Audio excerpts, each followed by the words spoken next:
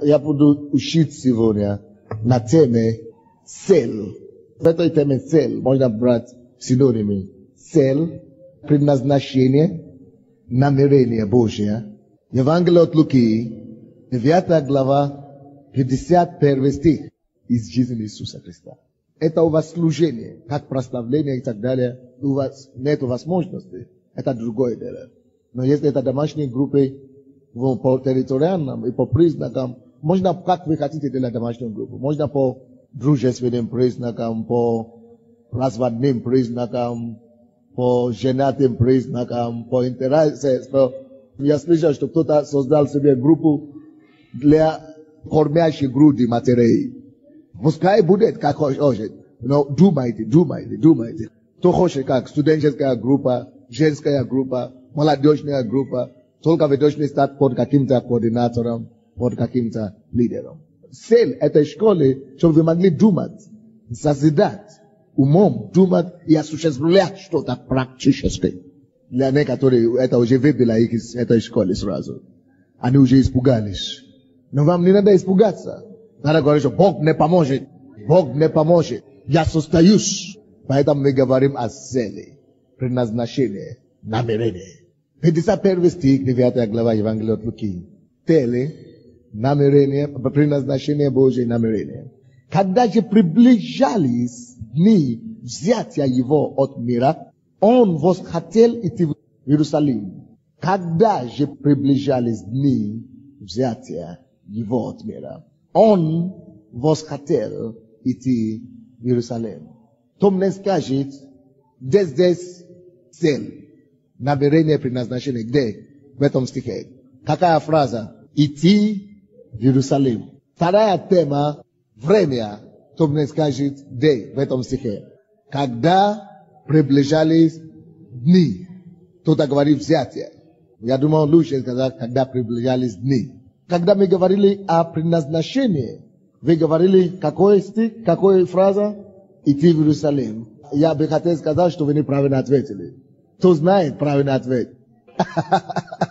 Цель была не идти в Иерусалим.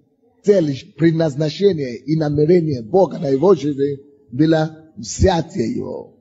Это ты говорил, слава нашему. Теперь время, это что?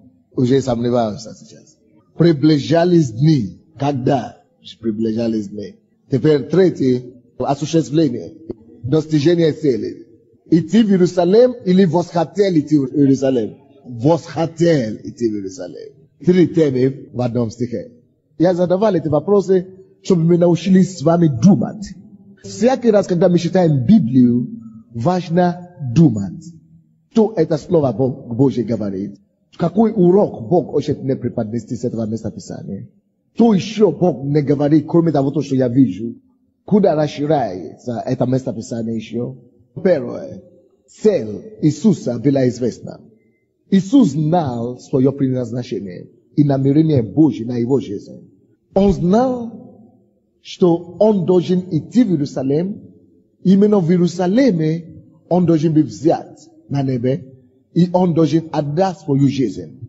Братья и сестры, точно как Иисус знает свое предназначение в жизни, каждый из нас должен искать и познать цель Бога на своей жизни. Это то, что нам оставил доктор Майлз Монро. Каждый из нас должен делать все, чтобы раскрыть свои цели, предназначение и Божье намерение на его жизнь здесь на земле, чтобы жизнь могла приобрести для нас смысл. Какие 7 принципов цели? Бог есть Бог цели, и мы должны это с вами знать. Бог ничего не делает сумбурно. Бог ничего не делает случайно. Бог все рассчитывает. У Бога была цель вывести детей Израилевых из Египта. Только после того, как он поставил перед собой цели, он создает человека, который должен его выполнить. После того, как он поставил себе цели вывести, когда приблизилось 400 лет, исполнилось уже. Он сказал, что они будут там 400 лет. Когда уже 320 лет, он дал рождение Моисею. И когда Моисею исполнилось 80 лет, он вывел их. Поэтому Моисей не мог быть родиться раньше. У Бога было предназначение и планы уже готовые. Он сказал, через 400 лет я выведу вас обратно из Египта. Поэтому Моисей не мог быть родиться через 100 лет или через 200. Моисей должен быть родиться именно тогда, когда он родился, через 320 лет. И когда ему исполнилось 320 лет, когда ему исполнилось 80 лет, это было уже 400 лет ровно, и он вывел тогда детей Израиля. То есть Бог не родил Моисея просто в мир. Бог родил Моисея в мир для его установленной цели. Когда Бог хотел, чтобы Иисус пришел в мир, Бог сначала дал рождение Иоанна Крестителя, чтобы приготовить путь к нему. И его мама, Елизавета, она не могла быть беременной. Сколько лет ей было? Наверное, 80 лет или сколько ей было? Не написано, старая женщина, в глубокой возрасте написано. То есть, ее бесплодие было спланировано Богом. Потому что если бы она родила 20 лет или 30, тогда он бы уже состарился и не успел бы для служения Иисуса. Поэтому Бог должен удержать и закрыть. Написано, Бог закрыл Шрева и Елизавета. Бог закрыл. Потому что он не должен появляться перед свое время. Цель Бога была в том, чтобы он опередил Иисуса и приготовил путь Иисусу. Через полгода он должен быть разница полгода, чтобы вести и приготовить путь Иисуса. Поэтому этот ребенок должен остаться на небе у Бога, в недре у Бога. И Елизавета должна была быть бесплодной. И только свое время, когда Мария уже возросла до того возраста, когда она должна была уже выйти замуж, и когда она уже биологически готова для рождения ребенка, только к этому времени Бог дал зачатие Елизаветы. Потому что теперь Мария готова. Только за полгода до рождения. То есть ничего не бывает случайно. И Иоанн Креститель родился в свое время, чтобы выполнить определенную миссию. Какая?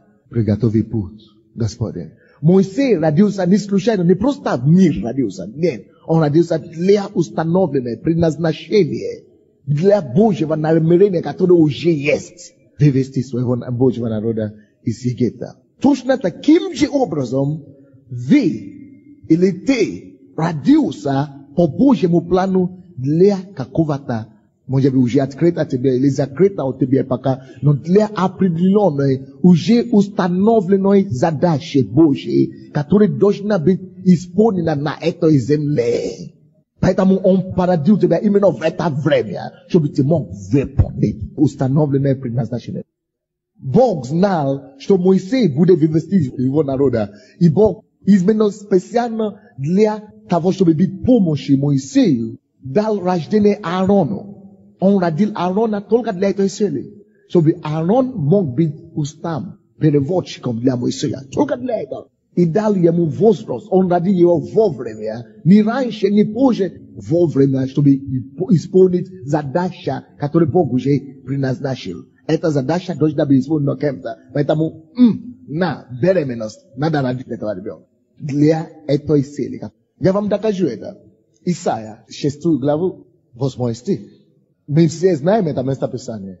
Известное нам всем. Исайя 6, 8. «И услышал я голос Господа, говорящего, кого мне послать? И кто пойдет для нас? И я сказал, вот я, пошли меня». У Бога уже была задача, которую нужно решать. У Бога уже была цель, которую нужно выполнить. У Господа уже есть предназначение, какое-то событие, предназначенное, которое нужно решать, выполнить. И теперь его проблема, он просит, кого? Видите, что предшествует чего? У него уже работа есть, у него уже задача есть, нужно спасать людей. Теперь кого? Это кого не послать, это всегда вопрос, который следует за целью у Бога, в сердце Бога. Это значит, прежде чем рождение любого человека в этот мир, Бог уже задал себе этот вопрос. Давайте скажем себе это. Прежде моего рождения, Бог задал себе один вопрос. Kavom ne paslat. I on reshil. Radit. Sozdat. I paslat meyan. So bi ve poni ki vosele. Teper na pishite eto prilogene ozebe. Praise the Shem. Bok radil vas. Praise the Shem on paslat vashu mamu. Vashemu atsu. Vashe pape. Praise the Shem ani pas da komilis i vlubilis. Bogs nal, što нужно, чтобы они породили одного Андрея, или Саша, или София, или Наташу, или Ольгу, чтобы эта София потом сделала мое предназначение. Из-за этого он дал любовь вашей маме, вашему папу и так далее. Скажи, что я запланирован. Я запланирован для цели. Я не случайность. И это правда. Допустим, я не знаю эту истину. Когда мне было 12 лет, я был готов убить себя.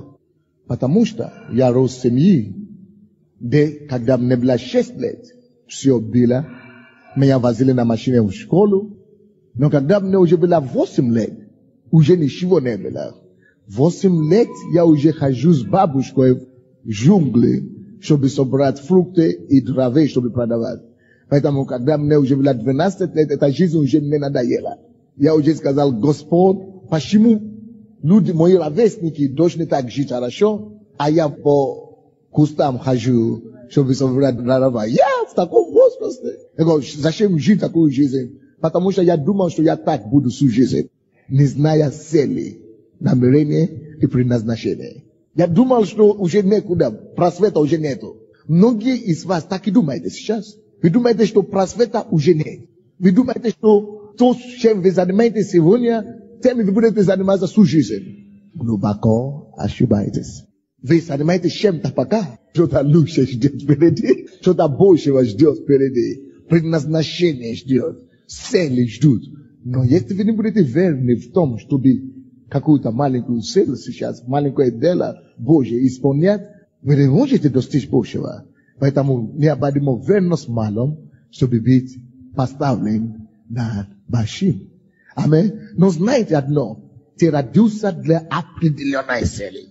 И если ты уже пришел к Богу, это значит все. Ты обречен на то, чтобы открыть себе эту цель. Все. Если бы ты остался в миру, да, мы бы еще сказали: ну непонятно, ну найдет он или не найдется, нет, ну что-то получится или не получится, ну пропадет, может быть не пропадет, ну что-то жизнь выйдет или не выйдет. Но если ты уже попал у Бога, у Азайна, того, кто создал себе для этой цели, это уже простое дело, ему теперь говоришь: иди сюда, вот, иди по моему, иди прямо. То есть это уже элементарно тебе уже состояться в том призвании, которым ты призван.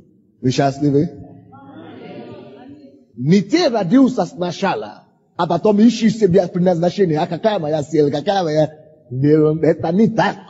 Это наоборот. Сначала идея, цель, а потом ты уже был послан Богом, чтобы выполнить эту идею. Допустим, мы могли бы думать: Аарон родился только ради того, чтобы быть перевозчиком. Элементарно. Но это была цель его. Братья и сестры, Рахав была рождена для того, чтобы спасать соглядателей, чтобы их не убили. Она до того не знала, за чего она была рождена. Занималась проституцией. Она была блудницей в городе. Все ее знали. И когда эти гости пришли в ее дом, потому что когда цель неизвестна, неизбежно также злоупотребление. То есть, когда цель неизвестна, злоупотребление неизбежно. Рахав не знала свое предназначение, не нашла себе в жизни и гуляет себе. Блудница. Она была известна как блуд. Она использовала себя не так, как нужно. Но слава Богу, когда время пришло, она скрыла этих людей, гости эти вошли в ее дом, и люди прибежали к ней, чтобы поспать не просто с ней, но с ее гостями, мужчина. Но она скрыла их и спасла их жизнь. Это было Божье предназначение. И после того, как она выполнила это, Бог ее поднял выше. И она вошла в родословие Иисуса Христа. И стала бабушки. Это то, что Бог делает. То, что Бог делает. Иногда я поражаюсь, когда я читаю эти имена в Библии. Не, которые из них почти незначительные, такие мелкие вещи делали. Но достоились того, потому что они выполнили Божье намерение, они вошли в Библию. Мы даже не знаем, почему имена их там. Выполнили свои предназначения, их имена должны войти. Посмотрите на женщину, которую Иисус видела возле колодца, самарянки. Ее цель не была известна, она искала радость и смысл жизни мужчины. Потому что есть много таких людей. Она живет, растет, и она думает, что ее радость, исполнение мечты придет, если она найдет кого-то, мужчину, какого-то мужа, который будет о ней заботиться. И она вышла замуж за одного, он не оказался таким. Развелась и пошла к другому, разочарование, потому что она искала, на самом деле, не мужчину, а цель жизни. И часто, когда у нас цели не хватает в жизни, мы начинаем злоупотреблять себя. Мы начинаем искать вот эту цель в чем-то, в развлечении, в других людях. И мы требуем, чтобы они стали заменами на наши предназначения. Вот она была в таких поисках, пока не встретилась с Иисусом. Но когда она уже встретилась с Иисусом, слава Богу, что не было поздно. Она уже успела, уже 5 раз уже была замужем. 5 мужей уже, изменилась, поменялась. Потому что искала в одну, то в одного, то в другого, то в третьего, но аж до 5-го дошла. По-моему, в этом зале, если мы скажем, кто вышла замуж 5 раз, по-моему, единичные руки будут. Не так много. Но есть такие. Есть такие. И все мы, даже некоторые из нас, мы вышли замуж только 1 раз в жизни, но мы были как самарянки настоящие. Потому что, как и самарянки, многие из нас, мы искали свое предназначение именно в мужчине. Вот когда я найду своего принцесса, тогда все будет хорошо. И очень часто бывает, что эта принцесса не бывает. Эта принцесса бывает только во Христе Иисусе. Часто то, что мы ищем, это не надо искать принцессу или принцесса. Надо было искать просто свое место в жизни. Вот почему, когда Бог создал Адама, сначала Он дал ему работу, работай, осуществляйся. Найди себя в жизни. Найди свое призвание в жизни. Вообще не думай о жене. Бог даже ему не открыл, что есть жена еще бывает. Осуществляйся и все. Потому что Бог не хотел, чтобы он отвлекался. Но многие из нас уже успели отвлекались, прежде чем искать осуществление. Потому что первичное для Бога это не то, что будет написано. Ты вышла замуж или не вышла. Как вышла, удачно или неудачно.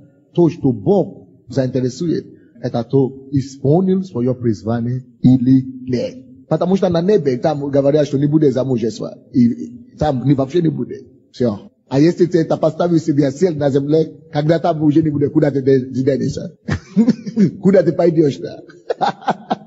Как эта женщина. Вроде бы она все потеряла свою цель в жизни. Но когда она встретилась с Иисусом, оказывается, что она была рождена, чтобы принести Евангелие целый город. И через ее свидетельство весь город пришел к Богу. Представляете, это такое? Это потрясающе. Лидия в Новом Завете. Вроде бы безобидная.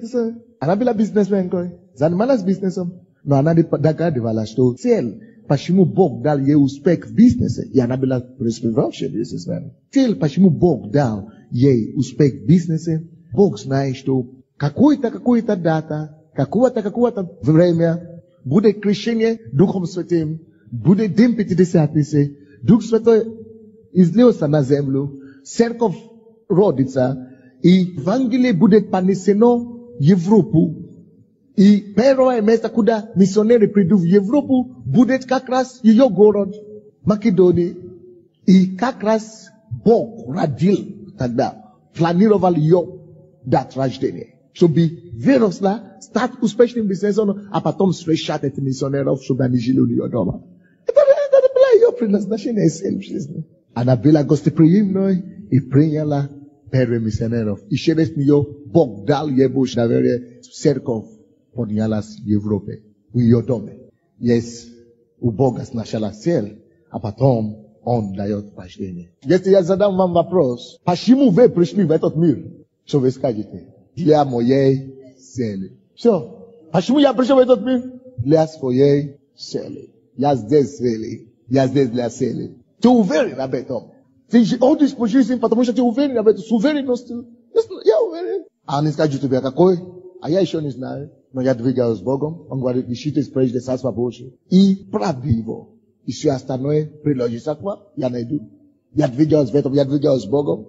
А когда ты двигаешься с Богом, ты не заблуждаешься. Так что я в правильном русле, я служу пока в домашней группе, или я служу пока лидером. Потому что есть у Бога цель. Бог дал рождение моей старшей сестры. Она не знала, что делать, она сделала своим делом. Не очень хорошее. А потом, однажды она спаслась. И она была такая горящая, ревностная. Я думаю, если кто-то заслуживает быть проповедником, это она, скорее всего, не я. И привела меня к Богу. И теперь домохозяйка. Вот. Она привела меня к Богу, а потом я могу делать намного больше вещей. Вроде бы, какая это может быть? Слушайте, никогда не пренебрегай свою цель. Цель не бывает важнее, чем другие. Чья-то цель не бывает важнее, чем другие. Они все равно важны. Вот почему Бог назвал этого человека, кому он дал талант один, он назвал его лукавый, ленивый и злой раб. Потому что тот пренебрегал маленькое начало. Он пренебрег его талант. Потому что это один, он говорит, тому дал 5, тому дал еще 3, а мне дал 1. Если раз ты мне дал 1, ну значит ты меня не оценишь, ты меня не уважаешь. Я тебе и верну твою это. Он не ценил призвание. Он не ценил цель. Он не ценил предназначение. Дорогой брат и сестра, цени твою цель. Цени твое предназначение и выполни его. Самый большой шок в этой истории, это и до сих пор поразило меня, пока это мне было открыто. Хорошо, он не выполнил, он не заработал на этот талант. Но не заработал. Хорошо, отними. Иисус, только наказание пришлось ему понести. Столько наказаний я не мог понять. Но долгое время я не мог понять, почему Иисус так сурово наказал этого. Он говорит, во-первых, ты лукавый и ленивый. Он обругал его. Во-вторых, возьмите, соберите у него, то, что у него есть, и дайте самому продуктивному, самому успешному. Отняли, собрали то, что у него есть, второе наказание. Третий, он еще опять обругал его. Если ты знаешь, что я такой строгий и требующий господин, почему ты не заработал? Тебе было давать, чтобы зарабатывать деньги где-то в банке или что-то. Депозит нам, чтобы деньги принесли мне. Раз ты это не сделал, свяжите его, бросайте его печь, озеро огненное. Он говорит, он дал рабам своим, он же раб его. Он же Божий служитель, он же Божий раб, избранный. Причем тут озеро огненное? Ты будешь иметь участь твое нечестивыми и грешниками. Но это не влезло мне в голову. Ад! Из-за того, что он вернул это самое, он же не украл. Есть же еще похуже люди, которые могут взять это один вместо того, чтобы они спрятали. И вернуть, как оно есть. Вообще, они скажут, что пропало. Они пойдут покушать. И все. Есть такие еще. А этот еще по нашим меркам, понимаешь ты? Еще порядочный, значит. Он от тебя сохранил ответственность. У нас такие ответственные тут, что он вернул то, что ему дали. Не украл ничего. И все равно Бог ему сказал, отнимите вообще у него. Еще озеро огненное его выбросил. Это шок. Это неожиданно. Братья, Бог такой строгий. Бог такой строгий. Именно по поводу по поводу цели и предназначения. Бог такой строгий в отношении исполнения своей цели. Бог такой строгий. Бог такой строгий. Бог такой строгий. Поэтому теперь, когда мы умоляем кого-то, евангелизируйте, пожалуйста, раздавайте газеты, пожалуйста, введите группу, будьте лидером. Кто-то думает, вот, а я еще не готов, а я не хочу. И думаешь, мне это нужно. Видите? Думаете, это еще кому-то это нужно, значит. Вы видите, сколько новообращенных каются. Пожалуйста, вы хотите, будете раздавать анкеты, работайте с новообращенными. А мне надо спешить на электричку.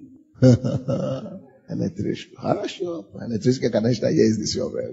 Это серьезное дело, братья. Нам с вами нужно как Иисус. Поэтому Иисус знает отношение Бога к этому делу. Иисус знает сердце Отца. Поэтому Иисус не мог и не может себе позволить не разобраться с тут же со своим призванием. Поэтому Иисус сразу первое дело выяснил для себя свое призвание. Евангелие от Луки 4 глава 18-21 стихи. Я был создан, потому что была у Бога цель.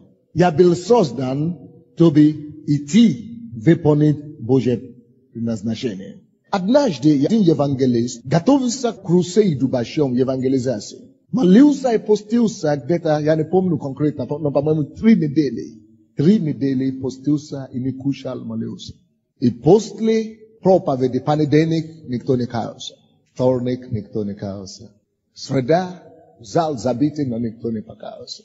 Четверг никто не каялся. Он уже начал возмущаться и говорит: Бог, что такое? И пятницу никто не покаялся. Но один, когда он уже закончил, молодой человек, 9 лет, ребенок, вышел на покаяние. Проповедник после этого сказал, что все, я сворачиваю это дело. Нет благословения. Но через где-то 20 лет, я не помню, как его зовут, но это американский проповедник. Он слышал, как один человек проповедует. И через его служение сотни тысяч людей приходили к Богу. И тот начал свидетельствовать. Когда мне было 9 лет, в каком-то городе, евангелист трудился, и он взял проповедовал, как он хотел. Но никто не шел на покаяние. И тогда что-то меня вытолкнуло. И он стал самым известным в мире евангелистом в то время, который привел сотни тысяч и миллионов людей к Богу. А тот думал, что ему надо сворачиваться. Потому что цель его жизни была в том, чтобы спасать одного. Как и Иоанн Креститель. Ему нужно было проповедовать только 6 месяцев. После 6 месяцев обезглавили его. Вроде бы трагедия.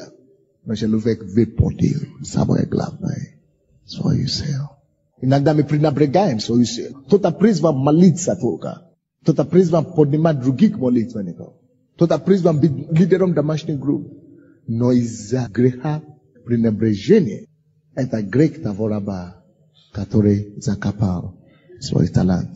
Хотя он был Божьим рабом, Бог его бросил там, где озеро огненное, где грешники и нечестивые, скрежив зубов. Его раб. Не потому, что он согрешил, как другие. Потому что он не воспользовал тот дар вложения Бога в него. Бог не есть банкрот. Бог не есть Бог банкротта. Напишите это себе. Он не есть Бог банкротства. Он не банкрот, ни в чем. Финансирует и не поддерживает зря бесплодные почвы. Он не инвестирует в бесплодные почвы.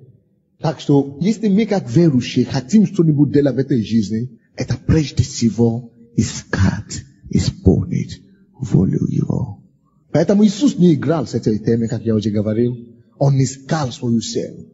После того, как он крестился у Иоанна Крестителя, Иоанн Креститель хотел ему остановить, что не надо креститься у меня, вот я лучше у тебя крещусь. Но Иисус знал, что такое цель, предназначение. Иисус знал, что если он окажется, одно из главнейших предназначений Иоанна Крестителя не исполнится. И он знал, что Бог уже так наметил, он уже определил цель, которая должна быть исполнена. В его жизни, он должен креститься. Он говорит: нет, должна исполниться всякая правда. Но нет, я должен креститься. Это была цель, предназначение. Он крестился у него. После этого он пошел 40-дневный пост, чтобы готовиться к исполнению своего предназначения.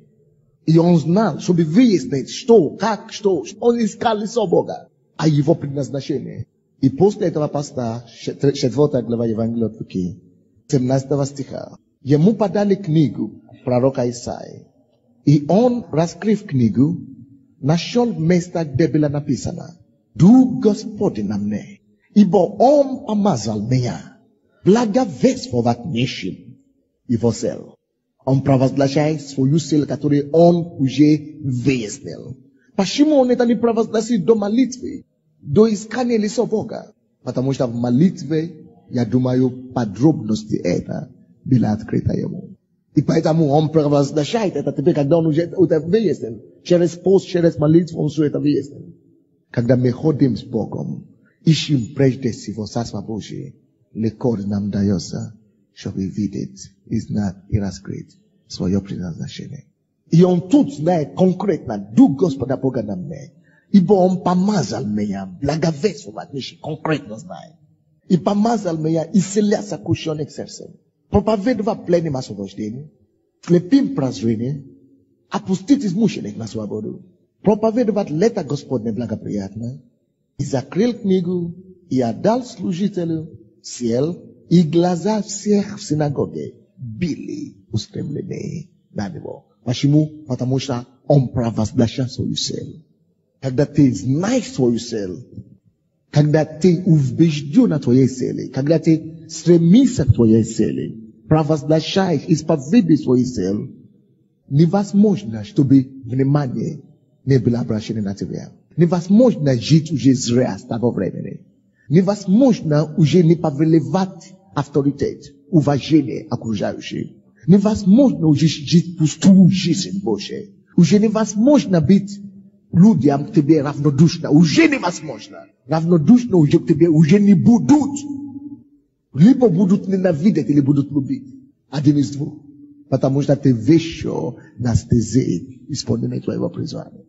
Иисус не играл с этим. Он искал свое призвание. Он нашел, он был уверен об этом призвании. Он еще раньше знал об этом. Но это было время, когда ему надо было приступать к этому. И он не шутил об этом. Иисуса были разные времена, разные стадии в его предназначении. Но здесь Иисус написано, открыл книгу и читал то, что было написано о нем. Заметьте себе это. Что-то было написано о нем. Следующее. После того, как он прочитал то, что было написано о нем, глаза все были устремлены на него. Отметьте себе эти два момента. Возможно, я задам вам потом вопрос по поводу них. Что-то было написано о нем. После того, я же повторяю сейчас, что-то было написано о нем. После того, как он прочитал, что о нем было написано, глаза всех были устремлены на него. Откройте, пожалуйста, со мной книгу пророка Аввакума. Братья и сестры, когда ты открываешь свое предназначение и цели в жизни, тебе так же, как Иисус, нужно что-то написать. Где и что написано о тебе, дорогой? Вопрос к вам. Где и что написано о тебе? Где твоя книга, где ты написал? Написано ли что-нибудь? Когда ты открываешь себе свое предназначение, надо написать его. Надо свою цель написать. Допустим, Иисус здесь уже знал, уже выяснил себя, что и для чего. Но запомните, когда ему было 12 лет, он не открыл это местописание. Но он ответил своей маме и папе, что я должен быть удела отца моего. Когда его нашли в храме, потому что он остался и так далее. То есть он знал, что на него жизни есть призвание. Но нам не было написано в Библии, что он провозглашал это конкретно, детали, как Евангелие от Луки, 4 главе. Что я хочу вам сказать? Многие из вас, вы абстрактно знаете, что вы призваны. Какое-то направление, но вы не знаете четко, что делать. Я не думаю, что это есть преступление. Вы не должны думать и казнить себя из-за этого. Допустим, первые 10 лет после моего призвания, мое призвание было сверхъестественное и явное. Всякий раз, когда я закрываю себя глаза, и я вспоминаю, я могу видеть картину, которую Бог мне показал. Была мне показана четкую картину о моем служении. Не было всего лишь 19 лет, но я знал то, что я видел. Оно мне написано, сразу я написал. На следующий день, когда я пошел к лидеру нашей группы, Бог его разбудил 3 часа ночью и дал ему такое же слово, которое Бог мне уже дал в течение 3 дней подряд. 3 дня подряд Бог мне показал ту же самую картину. И я слышу его голос, что я должен делать. 10 лет после того, я не знал, кем я буду наконец-то. Я знал, что я буду проповедником, потому что я это видел. Но я сам даже не верил в это, во-первых. Но я служил Богу, я хотел быть верным. Во-вторых, то, что я видел, слишком громадное для меня. Поэтому моя голова все равно не могла это согласиться с этим. Третий, я все видел, кем я буду, и Бог даже поставил рядом со мной человека. Один из самых великих пророков и служителей мира, живущих в этом мире. Он стоял рядом со мной. И он это делает, и я делаю. То же самое, что он делал. Хотя я видел это, но все равно после 10 лет, если бы ты мне задал вопрос, кем ты будешь, кем ты призван? Пастор, евангелист, пророк, апостол, учитель, я бы не мог сказать. Я не знал конкретно. Хотя все было показано, но я не дорос. Я не дорос до того, чтобы знать в деталях. Это точно как Иисус, когда ему было 12 лет, он просто знал, что я буду у дела отца моего. Но он не знал детали, он не говорит детали. Возраст его не было то. Но Евангелие от Луки, 4 главе, уже было совсем другая основа, совсем другой возраст, совсем другие испытания. Это уже было после крещения водное. Это уже было после Иоанна Крестителя. Это уже было после 40-дневного поста. Возраст уже другой. Ему теперь можно знать. Так что не казните себе пока что, если вы еще не знаете конкретно детали. Но теперь я уже знаю. Конкретно детали я уже знаю. Но как будет, я не знаю точно до сих пор. Но время придет, я буду уже знать, как будет. Так что некоторые из вас, мы говорим, кто знает свое призвание, вы знаете где-то приблизительно. И вы думаете, я еще не знаю. Но я сказал вам, 10 лет я тоже не знал. Но я занимался с Богом, вел домашнюю группу, а потом стал лидером общения, служил Богу, делал свой максимум в каждом этапе. И Бог, потому что я уже в царстве. Когда ты уже возле Отца, Отцу уже не тяжело тебя подвести в своей судьбе. Но, как только что тебе становится известно, что тебе следует делать потом, Аввакум, 2 глава. 1 по 3 стихи. На стражу мою стал я, и стоя на башне, наблюдал, чтобы узнать, что скажет он мне. Видите, тут что-то открывается нам, чтобы знать свои цели и предназначение. Аввакум показывает нам путь, который прошел Иисус. Иисус искал лицо Бога, постился, молился. И Аввакум тоже здесь говорит подобное. На стражу мою стал я. Многие из нас причина, почему мы не можем разбираться, хотя мы уже в церкви сколько лет, это потому что мы не стоим на стражу. Почему мы не можем знать свои цели? Но здесь Аввакум стал на стражу. Значит, если ты хочешь знать свою цель, надо искать, надо стать на стражу у Бога. Стоял на башне, наблюдал, чтобы узнать, видите, он поднялся на гору, чтобы узнать, что скажет он во мне, и что мне отвечать по жалобе моей. Жалоб, это то же самое, как по вопросу моему. Он задал вопрос. Если вы хотите, чтобы Бог ответил вам, надо сначала задавать ему вопросы. Напишите. Хочешь, чтобы Бог тебе ответил? Что, как, задавай вопросы. И он ответит. Аввакум задавал вопросы и получил ответ. 2 стих. И отвечал мне Господь. И сказал, запиши видение. Открыл книгу Иисус и прочитал то, что было написано о нем. И после того, как он именно прочитал, тогда все зрения, все зори были устремлены на него. Вам надо, чтобы было написано что-то. То, что Бог тебе открывает о твоей жизни, о твоем призвании, бери ручку, напиши. Каждое пророчество, которое идет на твою жизнь, бери ручку, напиши. Каждый сон, каждое предназначение, каждое слово возьми. Каждый проповедь, который говорит тебе лично, ты должен что-то написать. У меня это написано все. Я всегда меняю тетради, я переписываю в другие тетради. Потому что должно быть что-то написано. Потому что только после того, как она написана и провозглашена, со временем ты должен провозглашать, как Бог именно сказал тебе. Тогда будет бывает это. Посмотрите, Бог ему сказал сначала. Бог ему не показал видение сначала. Он говорит, напиши. Это показывает твою серьезность, что ты ждешь. Прежде всего я бы сказал, запиши видение и начертай ясно на скрижалях, чтобы читающий легко мог прочитать.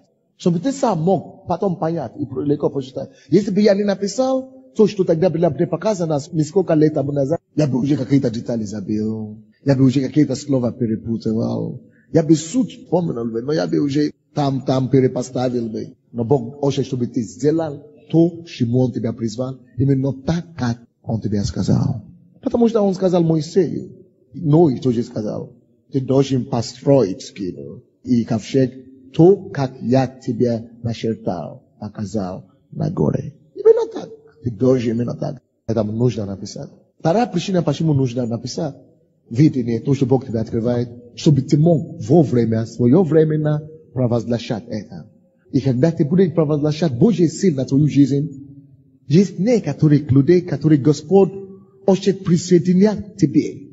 Есть некоторых людей, которые Бог хочет привести к этому видению, чтобы работать с тобой, или чтобы помочь тебе, или чтобы быть командой с тобой, или чтобы финансировать это видение. Поэтому оно должно быть просчитано. Видите, только после того, как Иисус просчитал, тогда все зоры, все зрения были устремлены на Него. Вот почему люди пишут и делают брошюры такие, и картинки, разные брошюры, и пишут видение, которое Бог им дал. Допустим, сестра, Бог вам дал видение о Павлове. Можно делать брошюру маленькую, сделать 1000 штук и раздавать людям. Может быть, кто-то скажет, я хочу вам помочь в этом. Я хочу вам дать машину на это дело. Или на тюремное служение, или что-то. Напишите. Провозглашайте. Когда время приходит, вы чувствуете в сердце, надо провозглашать. Потому что это потом помогает Богу именно снабжать вашему видению. То, что вы пишете, поможет вам снабжать это видение. Этому видению. Еще другая причина. Третья причина. Ибо видение относится еще к определенному времени. И говорит о конце. И не обманет. И хотя бы и замедленно, жди его. Ибо непременно сбудется, не отменится.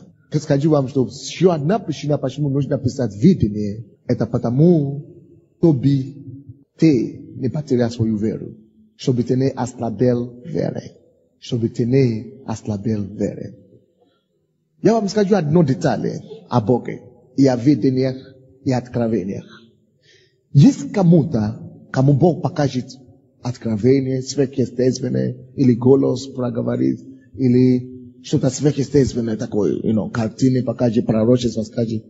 А есть некоторые, которые никогда у них не будет ни пророчества, ни видения, ни сон, ни какое-то сверхъестественное явление, ничего подобного не будет. Каждый раз, когда Бог вам показывает и дает слово, а причина, почему вам надо это писать, это потому что если Бог уже тебе дает видение, или показывает картины, или что-то такое, это значит, будут серьезные испытания впереди на будущее. И Бог часто дает видение, пророчества, картины, именно для того, чтобы, когда эти испытания придут сильнее, чтобы ты мог взглянуть на эту бумагу написанную, и вспоминать, и ободриться, и держать веру. Потому что если не так, есть такие испытания, которые ты вообще начнешь говорить, что это не Бог уже тебе сказал, может быть, это вообще не Бог, может быть, вообще Бога нет. Ты уже будут такие испытания. Допустим, причина, почему Богу нужно было показать Иосифу видение, такие картины, потому что Бог знает, что ему придется побывать во рву. Испытания такие будут серьезные, что если он не осторожный, он может вообще сомневаться, действительно ли Бог его призвал или нет. Но эти картины и видения написаны по дополнительное ободрение, когда испытания приходят. А если у тебя нет таких откровений и так далее, это значит, что ты призван, но может быть тебе не приходится или не придется так, страдать или переживать, как остальные, кто-то другой. И вторая причина, почему Бог не дает некоторым откровения, видения, пророчеств, это потому что Бог знает, что они достаточно сильны в вере, чтобы довериться вождению Духа Святого, внутреннему руководству и откровению слова, чтобы вы это выяснили, чтобы вы это знали. Допустим, Бог мне говорит, Бог мне дает слово знания и так далее. Я не вижу, очень редко, в исключительных случаях, вижу сны. Я не вижу сны. Или я вижу сны, которые несерьезны. То есть сны это не есть мой способ. Когда не видишь видение, только одно видение я видел за всю свою жизнь. Две. Полувидение второе. Но первое, единственное, это когда мне надо, это когда я это не скажу. Потому что я это скажу, все остальные начнут ждать, когда им тоже надо видение, чтобы это тоже делать. А что не надо. Маленькое видение. У меня этого не бывает. Нету. Сколько я проповедник, да, сколько я это. Но я этого не имею. Но кто-то кому-то Бог это говорит серьезно. Кому-то Бог показывает постоянно. Потому что нужно на этом этапе. Так что вы поняли, да? Напишите. Это поможет вам. Предназначение человека, цели и намерение Бога на жизнь человека бывает в разных этапах. Иисус, допустим, когда ему было 12 лет, он знал, что он был призван Богом, что он будет служить Богу, и занимался над собой. Это был этап младенчества. Это детский этап видения. Следующий этап жизни Иисуса, служения Иисуса. Этап юношества, когда он знал, что он призван Богом, но в это время ему нельзя было начинать служение. Это было то время, когда он работал столяром с отцом. Юношеский возраст видения. Или юношеский этап видения. Ты должен служить у другого. Ты должен быть верным маленьким у другого начала. Потому что Иисус сам говорит, если вы не будете верны в чужом имени, как вы сможете быть свое? Как вы сможете владеть свое? Вы не сможете быть владетелем свое. Вы не сможете иметь свое, если вы не будете верны в чужом. Так что Иисус сам проявил верность деле своего отца или отцу, прежде чем может назвать. Третий этап служения Иисуса, этап вступления в служение или начинания служения. То есть свое самостоятельное служение. Этап начала служения. Это то, что мы видели от Луки здесь, в 4 главе. Но у Иисуса еще это, можно этот этап тоже назвать этап рассвета служения. Рассвет, да, восхождение. Рассвет. Это период рассвета. Восхождение. Это то, что мы видели здесь, когда Иисус говорит, что Дух Господа Бога на мне, чтобы проповедовать нищим, выжим Евангелие, чтобы опускать измученные на свободу, прозрение слепым и так далее. То есть рассвета его служения. Четвертый этап его служения мы видим в Евангелии от Матфея, 20 глава, 17 по 19 стихи. Это тот же самый этап, который мы считали, от чего мы начали. Но я здесь просто хочу показать по-другому. Здесь ясно. И восходя в Иерусалим, Иисус дорогою отозвал 12 учеников одних и сказали им, вот мы восходим в Иерусалим, и Сын Человеческий предан будет первосвященникам и книжникам, и осудят его на смерть, и предадут его язычникам на поругание, и биение, и распятие, и в третий день воскреснет. Иисус знает, что третий этап его служения тут уже совершает. Рассвет закончился. Теперь идет рассвета.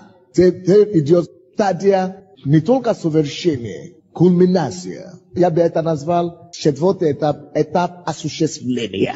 Расцвета и осуществления, можно сказать. Осуществление призвания. Это не один день, это этап начался. Это этап начался уже отсюда вот, еще отсюда вот. Видите, да?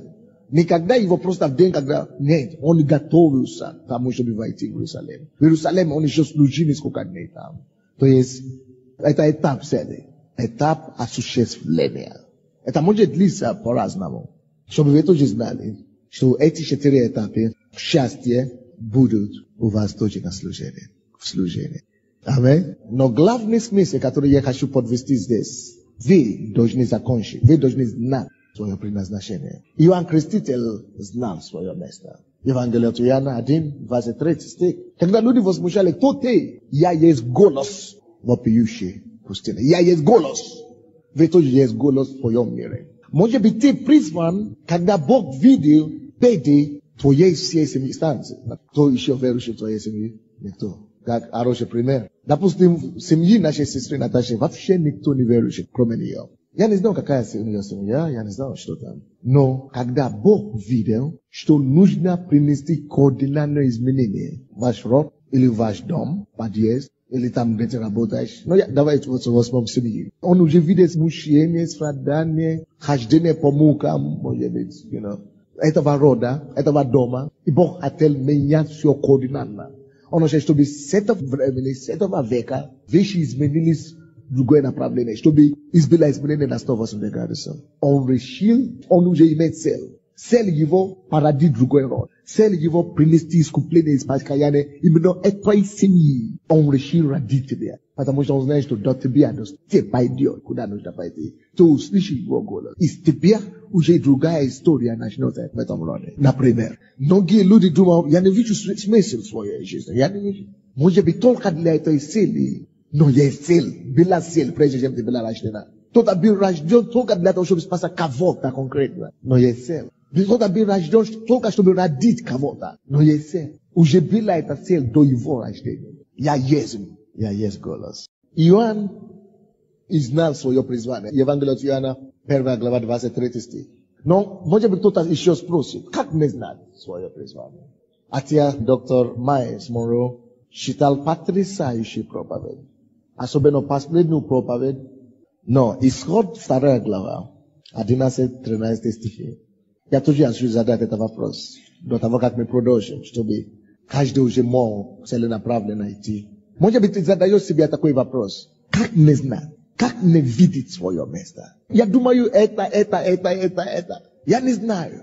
Во-первых, вы уже видели 4 стадии призвания. То, что я хочу, чтобы вы знали. Возможно, чтобы у одного человека призвание было больше, чем одного. Вы не поняли меня? Возможно, чтобы цели были несколько.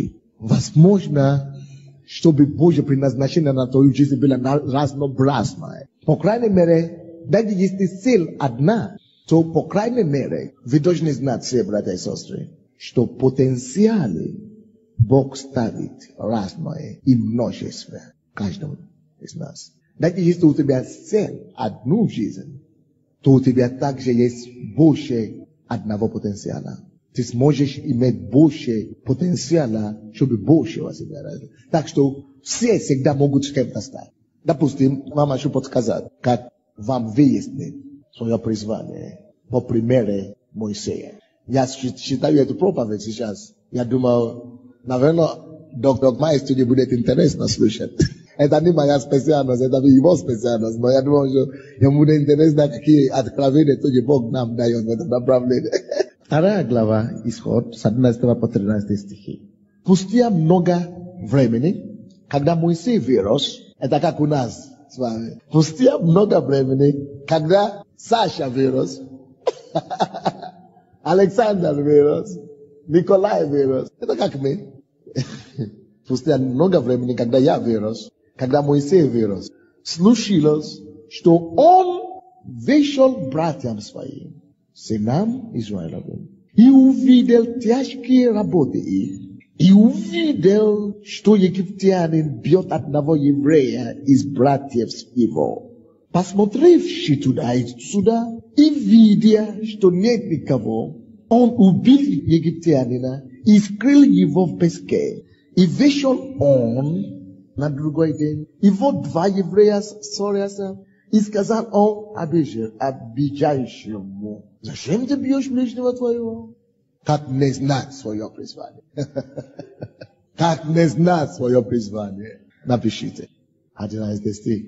Спустя много времени, когда Моисей вырос, как не знать свое призвание? Напишите. Во-первых, по мере твоего роста до Бога, до покаяния, после покаяния, по мере твоего роста в жизни, Бог готовит тебя к твоему призванию. Твои опыты не случайные, твои переживания не случайные. Даже некоторые ошибки, слава Богу за них, твои страдания не случайные, по мере твоего роста. Когда Моисей вырос, то накопленные опыты, накопленные испытания, переживания, обстоятельства жизненные и ситуации жизненные Косвен нам готовили тебя, чтобы встретиться и конфронтировать твоего Голиафа. Потому что Давид сказал, Бог меня готовил к этому Голиафу. Нет, я есть тот, который его убьет. Потому что пока я рос, я пас овец отца своего. И когда вышел на меня медведь, я убил его. И когда тоже вышел кто? Лев. Я убил его. И этого Голиафа не будет исключения. Этот Голиаф не будет исключения. Твой рост, по мере твоего роста в жизни. Первый пункт. Второй пункт. Моисей вырос так и говорит, случилось, что он вышел братьям своим, сынам Израилевым, и увидел тяжкие работы их. Братья и сестры, он вырос во дворе фараона. Он вырос как принца фараонского, как наследника трона фараона. Он вышел как египтянина, но он увидел своего народа. Он вышел, написано, он же рос в этом городе. Он видел всегда евреев. Он видел всегда израильтян. Но однажды, написано, и случилось. Однажды случилось, что он увидел. Второй стук. Все, на что ты реагируешь в жизни, есть то, чему тебе придется столкнуться. Есть то, Голиаф, которым тебе придется сразить. Есть то призвание, есть то, чему ты призван. Некоторые из вас, как они росли, видели алкоголизм. Все, на что ты реагируешь в жизни, это есть то призвание, к чему ты призван. Это есть то дело, с чем тебе придется столкнуться, сразиться. Допустим, некоторые из вас росли постоянно возле алкоголика. То папа пил, то муж потом начал пить, то вы сами начали пить, то сын потом начал пить. Не обязательно, я просто как пример. Это может быть из то, чем тебе приходится в жизни сразиться. Кто-то из вас, может быть, мама родила его или ее не брака. Сама еле выросла, уже начала гулять. Дочка, тем же самым признаком. Блудила везде и так далее. И ты сама, и мама, и все. Или вокруг тебя только одни проституции. Может быть, это есть то, чему Бог тебя потом поручит. Может быть, Бог захочет, чтобы ты создал служение для проституток или для избавления молодежи от разврата или, я не знаю, или что-нибудь семейное. То есть часто то, на что ты реагируешь, на что в жизни, пока ты рос, это связано во много тем, к чему ты призван. Некоторые из вас детства вы сталкивались с отвержением. Везде на работу отвержение, в школе отвержение, в институте отвержение, в замужестве или где-то отвержение. Может быть, Бог хочет, чтобы вы потом начинали служение для отвержения. И спасать их, и избавлять. Первый муж выгнал, второй муж выгнал, третий муж выгнал. А мне говорят, а если наоборот, первого мужа выгнал, второго мужа выгнал, третьего мужа выгнал. Значит, надо начинать служение для разводных. Самарянки. Никто не знает. Есть разные ситуации. Я не могу все перечислить сейчас. Оккультизм, например. Есть разные ситуации в жизни, которые я не могу все перечислять. То есть Бог потом хочет, допустим, в моей жизни, я не могу сказать, что этот принцип сработал. Но у кого-то это будет сработать. Хочу вам сказать, как выяснить, как знать свое призвание. Потому что он рос в царстве, но пока он рос, однажды вышел, и уже не мог спокойно смотреть на израильтян. Сердце уже, он не мог, это уже. Третий пункт. То, что больше всего тебя раздражает или вызывает твое негодование, неустройство, твой гнев, твое раздражение, твое негодование, именно недовольство, не раздражение, а, допустим, ты видишь что-то, и ты, я не могу, почему видишь твое возмущение? Ты, допустим, видишь люди, которые бедные, ты говоришь, я не могу, почему никто не делает это, почему никто это не решает, почему это так, тебе хочется что-то делать, или ты возмущаешь от вот. То часто, первое, на то, что ты реагируешь. Второе, то, что тебя больше всего, чаще всего возмущает. Или то, о чем ты ревнуешь. То, о чем ты ревнуешь, часто есть то, чему Бог от тебя привез. Допустим, некоторые люди, они не могут видеть, чтобы где-то был беспорядка. Они хотят что-то делать об этом. Или кого-то упрекают. Почему здесь нет? Почему? То это может быть связано тому, чему ты призван. О чем ты ревнуешь. То же самое мы видим здесь, у Моисея. Вышел братьям своим, сынам Израиловым, это то, на что он реагировал, то, что из его задело. И увидел тяжкие работы, и увидел, что египтяне бьют их. Первое, он увидел их, он не мог быть равнодушен к ним. Это третий пункт. То, к чему ты не можешь быть равнодушен, естественно, есть то, с чем тебе придется иметь дело. Первое, это должно было быть первое. То, к чему ты не можешь быть равнодушен. Второе, он видел тяжкие работы, и, это то, что тебе заделало, то, что ты реагируешь на это. Третье, он видел, как египтяне бьют его братьев, и это его вообще задело. Это уже три. То, что вызывает негодование, то, о чем ты ревнуешь, то, что вызывает твое сострадание, то, что, к чему ты не можешь быть равнодушен, то, к чему ты не можешь быть равнодушен, то, к чему ты не можешь быть равнодушен. Вот это все есть обычно, с чем тебе придется сталкиваться. Четвертый пункт. 12 стих. Посмотрев туда и сюда, и видя, что нет никого, он убил египтянина и скрыл его в песке. И вышел он на другой день, и вот два еврея ссорятся, и сказал он обижающему: зачем ты бьешь ближнего твоего? А тот сказал: кто поставил тебя начальником и судей над нами? Не думаешь ли убить меня, как убил египтянина? Моисей испугался и сказал: верно узнали об этом деле. Четвертое, что я хочу вам дать. Чаще всего есть некоторые вещи, которые вызывают двойное чувство у нас. Двойные чувства. Вот то, что часто вызывает у вас двойные чувства, есть то, с чем ты будешь иметь дело в жизни. Какие двойные чувства я имею в виду? Это вызывает чувства либо любви и ненависть одновременно. Он видел израильтян, у него было чувство любви к ним. И тут же параллельно ненависть к египтянам. Одно обстоятельство, та же самая ситуация и двойное чувство. И это же двойное чувство повторялось у него в отношении к Израилю. Он опять вышел на второй день и видел уже египтяне между собой, уже израильтяне между собой дерутся. И тут он любит их. Он говорит: зачем вы дружите между собой? А тот говорит: я тебя передам. Ты хочешь убить нас, как ты убил этих? Ненависть уже у него появилась. То есть он любит их, не поймет. Это страх уже порождает. То, что обычно вызывает у тебя двойное чувство, есть то, с чем ты будешь иметь дело. Либо любовь и ненависть, или любовь и страх. Любовь и ненависть, или любовь и страх. Чаще всего с этим потом будешь иметь дело. Так, товарищ генерал. Товарищ генерал. Есть.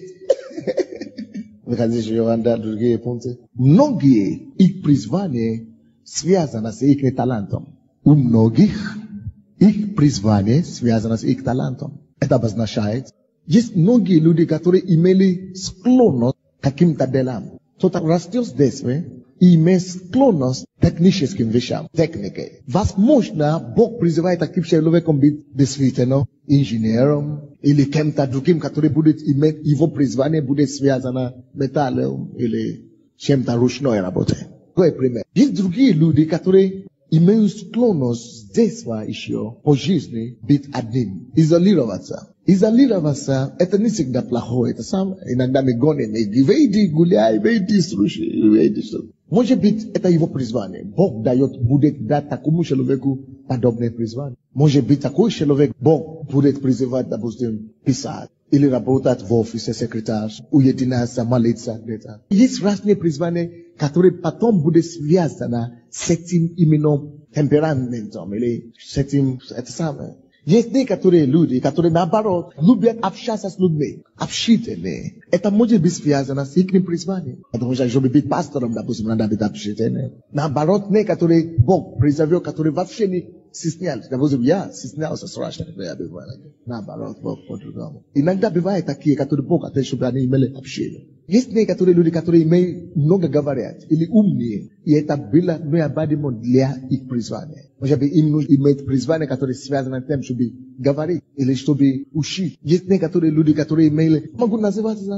Талант, темперамент связано с призванием человека. Можно много таких примеров. Часто бывает, когда призвание связано с талантом, с темпераментом. Но главное, часто твое призвание имеет связь к тому, что ты умеешь делать. Твоя естественная способность. То, что автоматически выходит из тебя, дает тебе удовлетворение. То, что ты напрягаешься mnoga чтобы делать. Ты находишь удовольствие в том, чтобы именно этим заниматься. Да, ты сам себе, когда ты этим делом занимаешься. Может быть, это молиться, может быть, это просто сидеть дома и звонить или что-нибудь. Я не знаю, что есть в тебе, который ты просто получаешь наслаждение, когда ты это делаешь. Может быть, твое призвание. Не нужно было начать именно с этой темы, чтобы мы разбирались, потому что я знаю, что многие до сегодняшнего дня не знали вообще, даже не имели понятия, какие у них были призвания, цели в жизни. Поэтому надо было это все довести.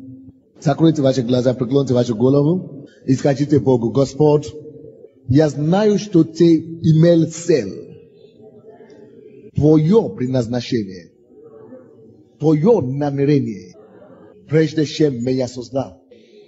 Ты уже меня создал. После того, как у тебя уже было твое намерение. Ты создал меня теперь уже, чтобы я выполнил уже тобой назначенную цель.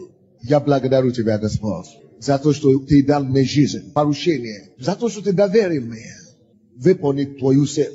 Я пришел в мир.